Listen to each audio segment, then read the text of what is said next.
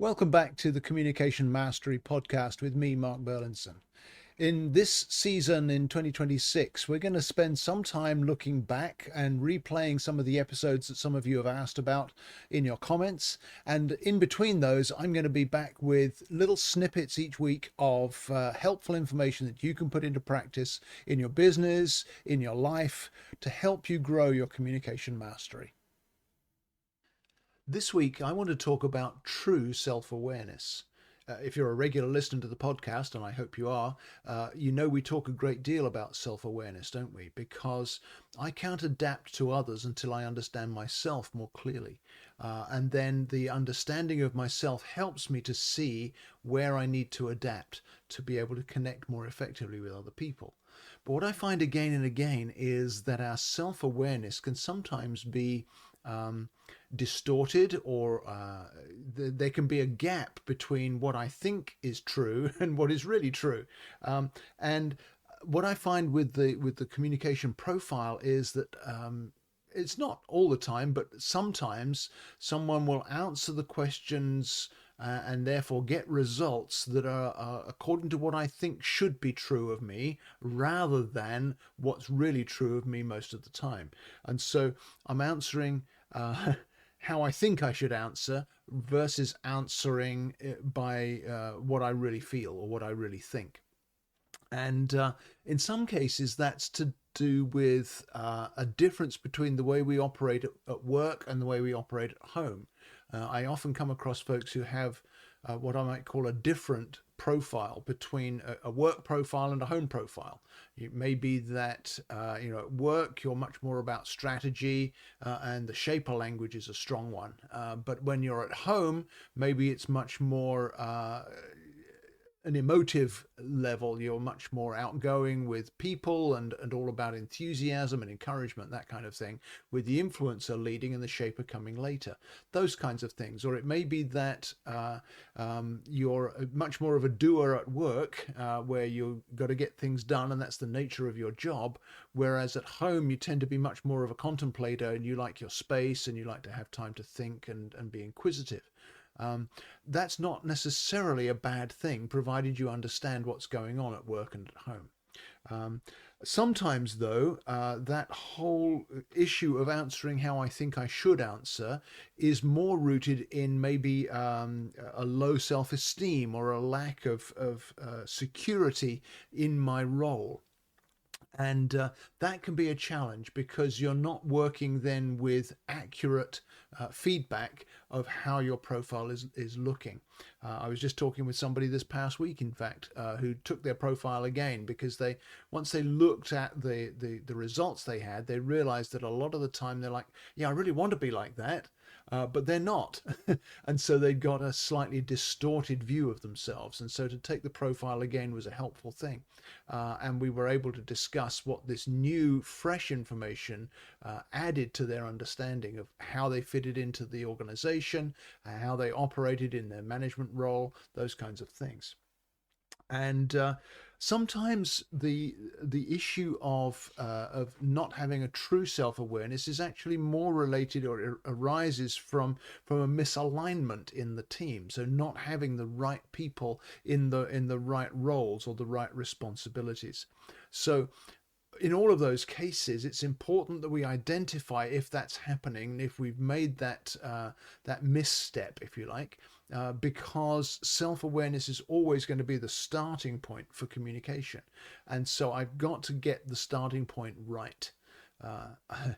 It's a little bit like, I use this analogy a lot, don't I? But it's like if you've got a GPS in your car and you want to go somewhere, but actually it thinks you're somewhere else. Maybe your phone has got some privacy setting and it thinks you're in, I don't know, New York somewhere, and actually you're not.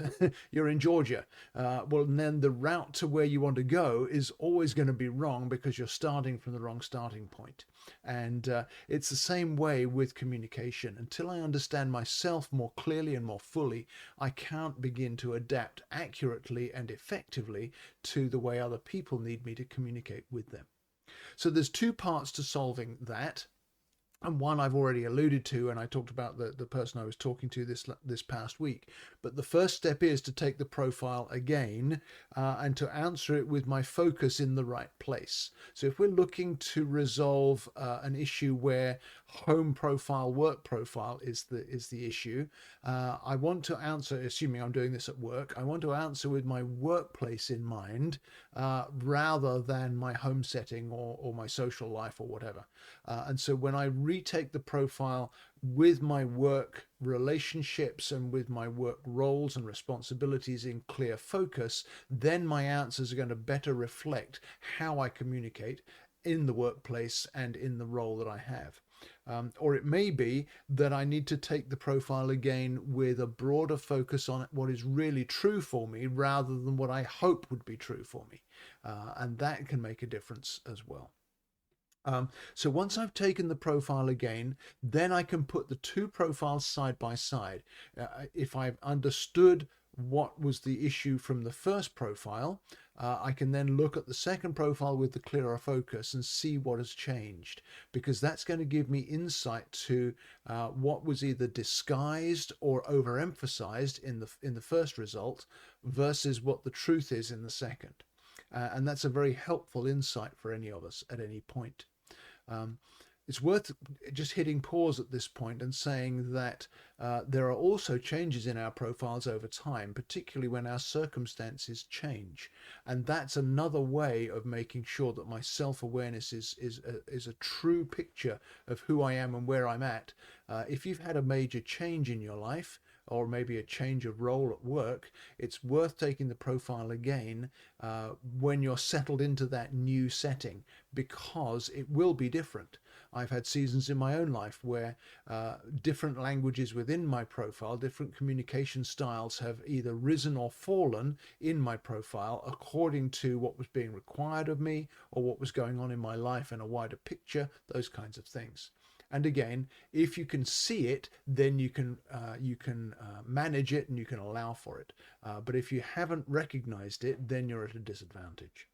Anyway, back to getting true self-awareness. If I've had a profile that really wasn't a true reflection of me, where I'd answered where I thought the way I thought I should answer. Once I've taken that second profile, that new profile that I feel is more accurate, and again, when I do this with people, they say, "Oh yeah, this fits me much better."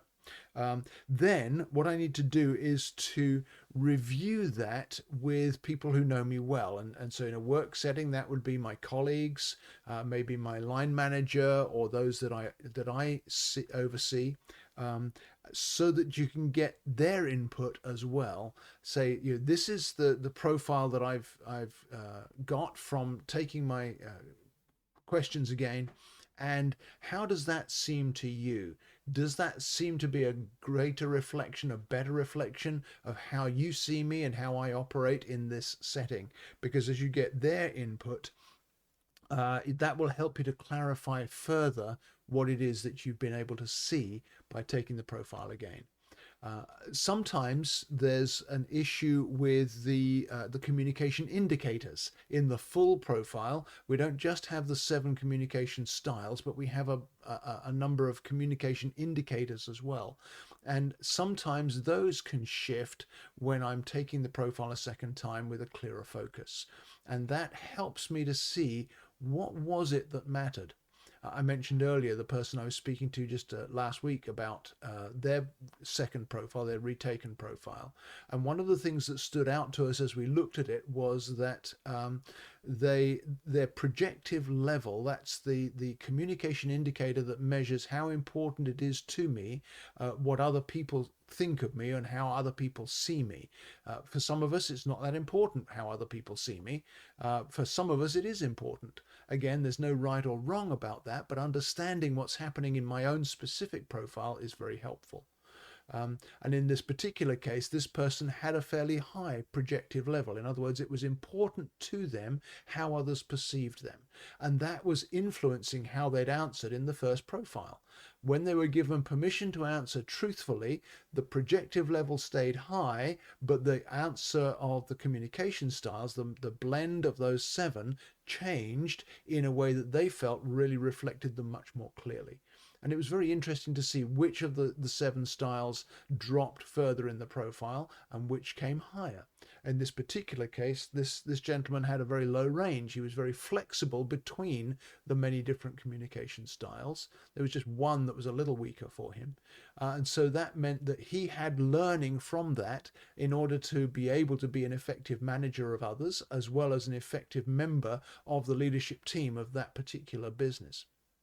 And that gave him great insight for his situation and for his setting, because it was now a true picture, a true self-awareness of where he was coming from, where he was starting from. His previous profile had not given him that because of his care for what others thought of him and what others saw in him. He was answering how he thought he should answer rather than what was true deep inside of him as his own self-awareness. And I mentioned this earlier, but I want to reinforce it, that our true self-awareness is never a fixed thing. It's something we need to keep reviewing even day by day, because the circumstances that we're in change. It doesn't really change your profile in terms of the communication styles, but it does affect how you draw those seven styles together in the setting. We're different under pressure than we are when things are going smoothly, aren't we? Different languages come to the fore in different settings in that way. And we maybe communicate one way when we're relaxed and a completely different way when the stakes are high. That's another area where we need to be aware of what's going on in me and how is that coming out of me, and how does that affect the way I interact with the people that I'm in team with or in relationship with. And it's important I also stress that we mustn't let self-awareness grow into self-focus. I need to be aware of what's going on with me, but the key always in communication is how do I take that awareness and apply it to adaptability, apply it to what do those around me need in order for us to work together. Communication is always about community and not just about me. It's a danger that I address again and again with clients, that it's not about this is the way I'm wired and everyone has to get over it. It's more about how do I understand all seven of those styles that I have in my profile, that I can use all seven in a way that is beneficial to those around me and to the cause or the vision or the strategy that we're executing together. If I can balance self-awareness with that adaptability, then that's going to guard against what you might call toxic individuality. We don't want to become individuals who have to be accepted in one way. We want to be individuals who can learn to work together and draw the strengths out of each other so that the team becomes more effective. And the beauty of understanding all seven styles is that I can grow my self-awareness first, but then I can also hold fruitful team meetings in my head to bring out whichever style is helpful in a particular setting or a specific situation. And that's called adaptability, and it only happens when I have that true self-awareness. So if you've taken your profile, take another look at it and say, does this feel like it really fits me now, today? Because if it doesn't, it's worth retaking it. If you want to retake your profile, go to my website at markburlinson.com, send me a message. Let's take a look, because very often there are special offers around that will give you a discount even on retaking that profile. And then we can schedule a time to chat about what we see from the differences between the first time and now. What has grown? What has changed? What can you learn about yourself? I want to see every one of my listeners and viewers have a deeper sense of true self-awareness, because communication really depends on me knowing how I'm wired and then how I interact with other people. So I hope that helps you to grow your true self-awareness and also to build your adaptability. Let's put it into practice this week and let me know how it goes. Send me a message at my website. I'd love to hear from you. We'll see you back here next week. Thank you so much for listening to today's episode. It would mean a lot to me if you'd rate and review the podcast so it helps more listeners to find us. But also, would you give me your feedback on things you'd like to hear about in future episodes? And remember to share the episode with a friend if you see something that would benefit them as well. You can reach me with feedback through my website at markburlinson.com. Just click on the contact button and send me a message. I respond to everyone personally, and I really want to hear from you. So thank you again for listening, sharing, reviewing, and giving me your feedback.